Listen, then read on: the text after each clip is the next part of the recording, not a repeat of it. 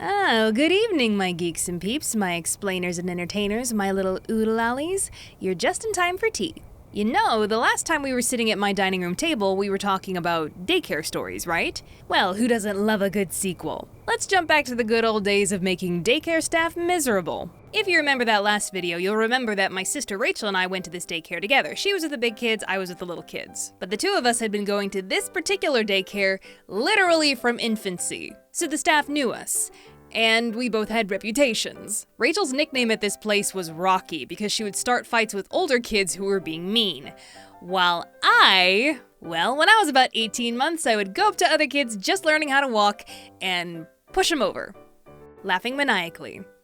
Listen, I got my deviltry out early. You best be thankful that I'm a good witch of the woods now. A typical day of daycare for the Parham sisters started early in the morning getting dropped off by a parent. And the experience was very different depending on which parent dropped us off. See, Rachel and I didn't like that our parents were leaving us.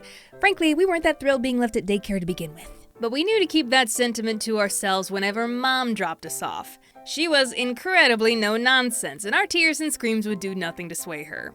She'd just drop us off and sashay herself out the front door without looking back. So we learned that her heartstrings couldn't be played on.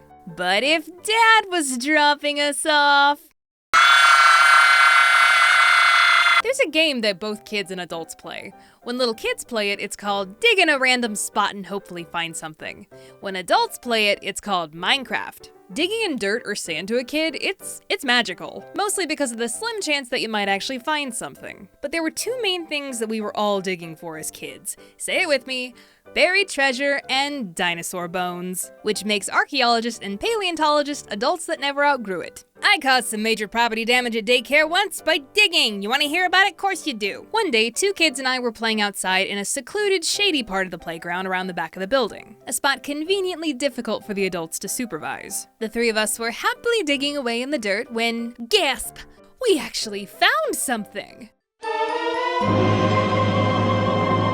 That's the best thing about the positivity and the optimism of kids. It doesn't matter what you found while playing this game, you still felt like Indiana Jones. And the three of us were thrilled that we had unearthed the rare and elusive water pipe.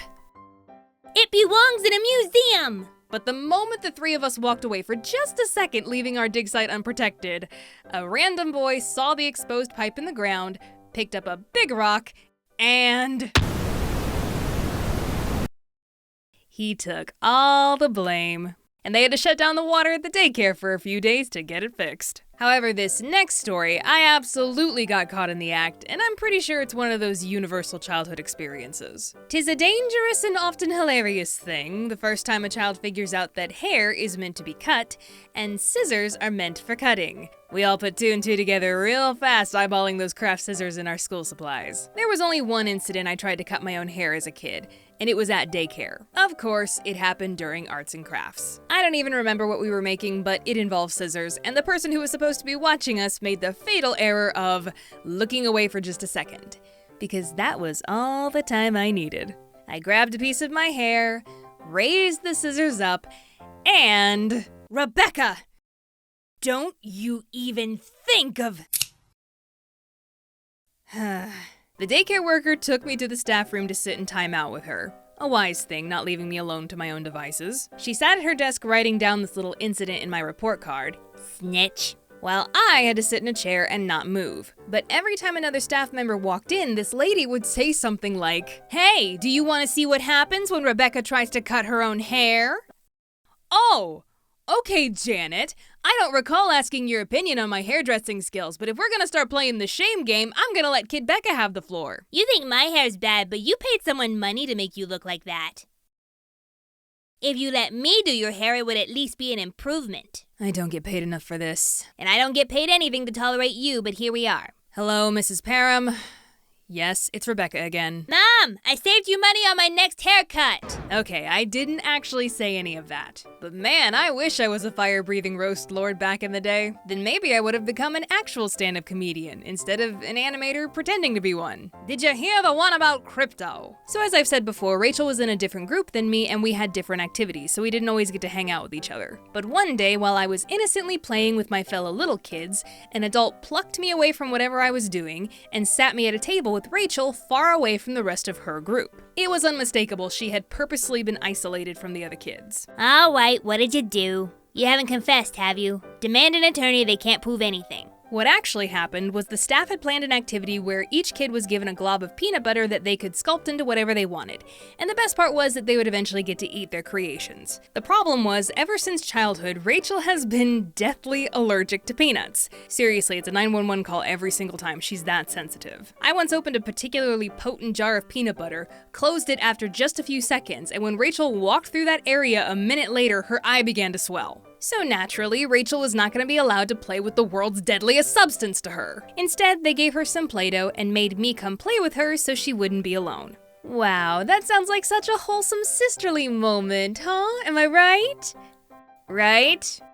Hey, Kid Becca, it's a wholesome sisterly moment, right? Officer, I've never met this girl before in my life. Also, I should have peanut butter. Hey! Don't you try to drag me down with you.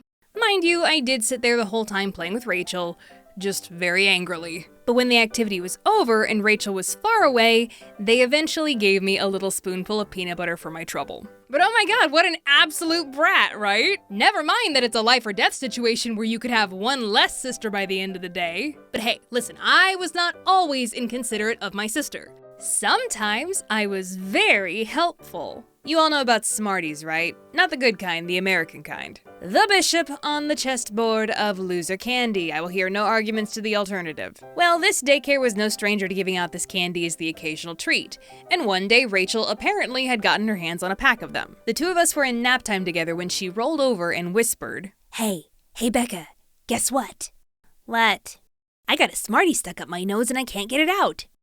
Now, as a bright young child with plenty of potential to eventually maybe one day be smart, I had a perfect plan of attack for the occasion. I got a stick. We all stuffed random things into our pockets as kids, and apparently I had a stick that day. Whatever you do, don't move. I shoved the stick up Rachel's nose to try and get the Smartie out. And as one would imagine, a stick is not the most effective nor sanitary tool for such a job. So all I really accomplished was pushing it further up her nose. Ah! Ow! This may turn into brain surgery soon. Just as I thought the Smartie could go no further up Rachel's nose, a daycare staff member walked by and was treated to this cheery sight.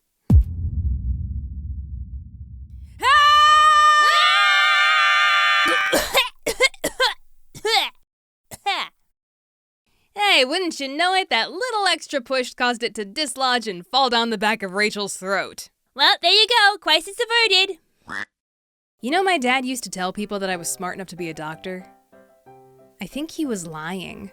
Alright, explainers, just one more thing. There are only a couple days left to pre-order the Witch Becca doll and the new pen set. These are very limited edition items. We will not be making them again, so link to the store in the description below. Whew, alright, explainers and entertainers, I appreciate you having some late night tea with me, but I think it's time I hit the hay. Thank you so much for tuning in, but now I gotta tune out. Bye!